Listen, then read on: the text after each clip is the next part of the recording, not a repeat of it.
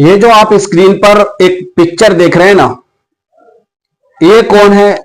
शायद आप इसको बाखूबी जानते होंगे, और अगर ना जानते होंगे तो जान चुके होंगे, क्योंकि आजकल ये पिक्चर सोशल मीडिया पर एक बहुत जबरदस्त तरीके से वायरल हो रही है। और दूसरी साइड में जो मैं आपको पिक्चर दिखा रहा हूं, जो एक लड़का है, उसको भी आप शायद जानते होंगे, और बहुत सारे चैनलों ने इसको दिखा रखा है और दिखाने की कोशिश कर रहे हैं। अब आप कहेंगे कि भाई इन दोनों को दिखाने का यहां मतलब क्या है, मकसद क्या है? तो पता है आपको ये दोनों कौन है? ये जो लड़की आपको दिख रही है, ये मौमिता देवनाथ। कौन है मालूम है आपको? ये वो है जो लोग कहते हैं कि अल्लाह ईश्वर भगवान के बाद अगर कोई जमीन पर है, यानी भगवान का दूसरा रूप, ईश्वर का दूसरा रूप, तो वो डॉक्टर होते हैं। ऐसा लोग कहते हैं कि अगर जमीन पर कोई भगवान का दूसरा रूप होता है तो वो डॉक्टर का होता है। और ये मौमिता देवनाथ, ये एक डॉक्टर है कोलकाता हॉस्पिटल में। इसे मैं यहां पर जो आपको दिखाने की कोशिश कर रहा हूं ना, मेरा मकसद, मेरा मतलब ये है कि जो औरत, जो लेडी भगवान का दूसरा रूप हो, इंसानों को बचाने में हर संभव कोशिश करती हैं या करते हैं। कि अगर ये मार्केट का मामला होता, या बाजार का मामला होता, या कहीं रोड का मामला होता, तो बात समझ में आ सकती थी कि ऐसा मामला हो सकता था। ये तो अपने हॉस्पिटल में थी और सोई हुई थी। कल की रिपोर्ट में आपको बताऊं, ये जो सामने है, ये है आरोपी संजय रॉय, जिसने इस डॉक्टर का रेप किया है और उसके बाद इसकी हत्या कर दी है। ये वो आरोपी है। कल मैं आपको एक रिपोर्ट का खुलासा बता रहा हूं कल की, जिसमें बताया गया है कि ये संजय रॉय और इसका साथी 8 अगस्त की शाम को कोलकाता में रेड लाइट एरिया, आप समझते होंगे रेड लाइट एरिया किसको बोलते हैं। मैं कहूं तो बेजाना होगा, वेश्याओं का एरिया होता है। ये और इसका दोस्त 8 अगस्त की रात को वहां घूमते दिखे और किसी वेश्या के पास गए, फिर कुछ घंटों के बाद वापस आए। थोड़ी देर के बाद में फिर किसी मार्केट में गए, वहां गए, क्या किया नहीं किया, क्या करे नहीं करे, ये मुझे पता नहीं। ऐसा कल के समाचार में सोशल मीडिया पर सामने आया है। फिर किसी रेड लाइट एरिया में गए, वहां से वापस आए, तो संजय का एक दोस्त है, वो खुद बयान करता है कि संजय ने उस दिन दारू ज्यादा पी रखी थी। अब आप गौर करिए, वह मुजरिम है, नशे की हालत में है या बगैर नशे की हालत में है तो मुजरिम।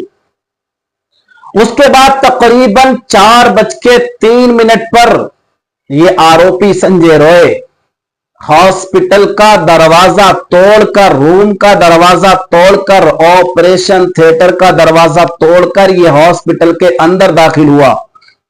और इसने देखा तो वहां ये लेडी डॉक्टर सोई हुई थी। क्योंकि सुबह 4 बजे का टाइम ऐसा होता है कि आपने अक्सर देखा होगा, हॉस्पिटलों के अंदर जो ड्यूटी पर लगे हुए होते हैं उनको भी नींद आई जाती है।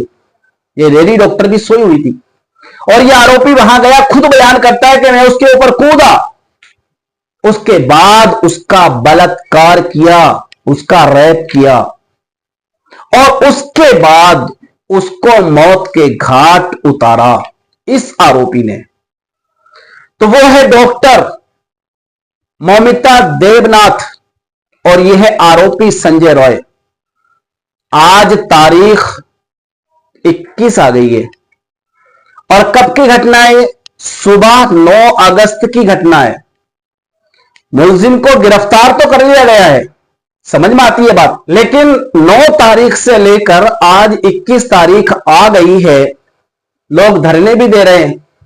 अक्सर हॉस्पिटल वाले भी इस बात का धरना दे रहे हैं, अक्सर लोग धरने और जुलूस निकाल रहे हैं, लेकिन अभी तक मुलजिम का यह नहीं हो पाया है कि उसको सजा दी जाए या उसके लिए सजा मुकर्रर कर दी जाए। आपको बताऊं मैं, एक मुलजिम को जब गिरफ्तार करते हैं, और वो भी कोई मामूली मुलजिम नहीं, बड़ा मुलजिम, बड़ा मुजरिम, उसके पीछे बहुत सारा इन्वेस्ट करती है भारत सरकार। उसकी सिक्योरिटी में, उसकी सेफ्टी में, उसकी देखरेख में, और यहां तक कि कल मैंने न्यूज में पढ़ा है कि सीबीआई के अंडर में यह केस जा चुका है। मुलजिम खुद कह रहा है, यह वारदात को मैंने अंजाम दिया है, यह घटना को मैंने अंजाम दिया है, रेप मैंने किया है। मुलजिम की सास का बयान है कि इसको बिल्कुल फांसी की सजा दे देनी चाहिए। खुद की सास मूंगा देवी, यानी इसने मेरी बेटी के साथ भी अच्छे बर्ताव नहीं किए, ये अच्छे कल्चर का नहीं है, अच्छे अखलाक का नहीं है, अच्छा तहजीब का नहीं है। लेकिन अभी इस केस को अभी और पक्का करने के लिए, मजबूत करने के लिए टाल मटोल चल रहा है और सीबीआई के अंडर में यह केस दे दिया गया है। डॉक्टर थी, चली गई, उसकी जान चली गई, उसकी इज्जत चली गई। जो अस्पताल के अंदर रहकर के सेव नहीं है, महफूज नहीं है, वो रोड पर, गलियों में, गलिहारों में, मार्केट और बाजार में ये औरत, ये लड़की कैसे महफूज रह सकती है? अब आप गौर कर सकते हैं। कल इनका जो ये मुलजिम है ना भाई साहब, इनका दिमागी टेस्ट हुआ है। मुझे तो ऐसा शक होने लगा है कि इस तरह के टेस्ट हो करके कहीं ऐसा ना हो कि कह दिया जाए कि भाई ये शराब के नशे में था, हो गया, या दिमागी टेंशन में था, डिप्रेशन में था, दिमागी संतुलन इसका बराबर नहीं था, इसलिए इसने इस घटना को अंजाम दिया और उसके बाद इनको पागल खाने भेज दिया जाएगा। कुछ दिन के बाद लोग भूल जाएंगे, मामला रफा दफा हो जाएगा और काम खत्म। कौन थी डॉक्टर और कौन था केस और कौन सा रेप और कौन सा मर्डर, ये सारी बातें खत्म कर दी जाएंगी और आप हम सब ही इसको भूल जाएंगे। जब क्लियर हो गया है, मैं यहां पर एक बात कहना चाहूंगा, सऊदी गवर्नमेंट का जो उसूल है, जो कानून है, मैं यहां पर नहीं कह रहा हूं आप शरीयत का कानून लागू कर दीजिए, लेकिन 1 हफ्ता 2 हफ्ता करके तो देखिए। मैं नहीं कह रहा हूं आप दिल्ली की जामा मस्जिद पर दोषियों को लाएं और वहां पर उनके सर तन से जुदा कर दिए जाएं, उनके चोर हैं तो उनके हाथ काट दिए जाएं। मैं नहीं कह रहा हूं, आप तो राम मंदिर के सामने करिए, आप तो पार्लियामेंट के सामने करिए। No compromise, no decision, final, खत्म, सर को तन से जुदा। आप करिए, 10 दिन 15 दिन तहकीक करिए, 10-15 दिन तहकीक करने के बाद बस उसको फांसी हो जानी चाहिए। अगर इस तरह से आपने 10 केस सुलझा दिए ना, मैं गारंटी ले सकता हूं कि दुनिया के पर्दे पर कोई मुलजिम ऐसा ना बचा जो किसी की मां बेटी की तरफ आंख उठाकर देख सके। मैं गारंटी से कहता हूं, हमने इनको बढ़ावा दे रखा है।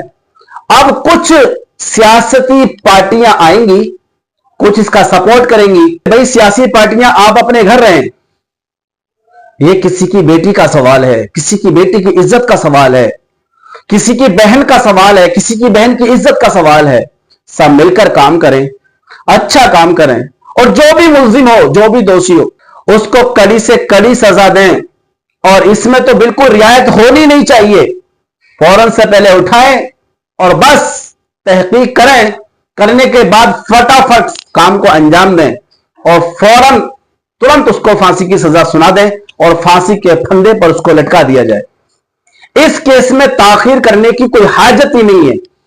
आपने देखा होगा यार, मैंने सुना है अल्हम्दुलिल्लाह। सऊदी अरबिया गवर्नमेंट वैसे ही करती है, 2 4 6 दिन 8 10 दिन हफ्ता 20 दिन महीना 2 महीना बस तहकीक करती है, तहकीक हो गई फाइनल, ज्यादा उस पर खर्चा करने की जरूरत नहीं है। मस्जिद हराम के ग्राउंड में लाते हैं और फटाफट केस फाइनल।